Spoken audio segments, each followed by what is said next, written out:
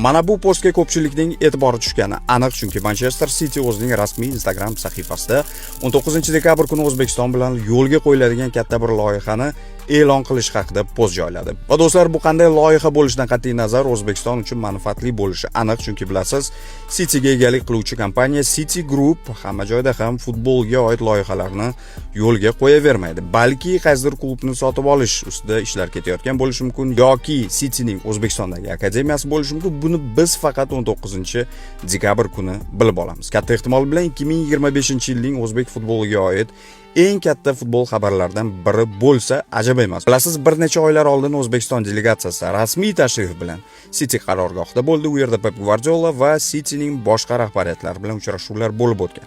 Katta ehtimol bilan mana shu rasmiy tashrif doirasida, shu tashrif chog'ida shu kelishuvga erishilgan bo'lsa kerak. 19 dekabr kuni biz kutib qolamiz. Siz esa do'stlar, bu qanday kelishuv yoki loyiha bo'lishini kommentlarda yozib qoldiring. O'z fikrlaringizni bildiring. 19 dekabr kuni birgalikda bilib olamiz.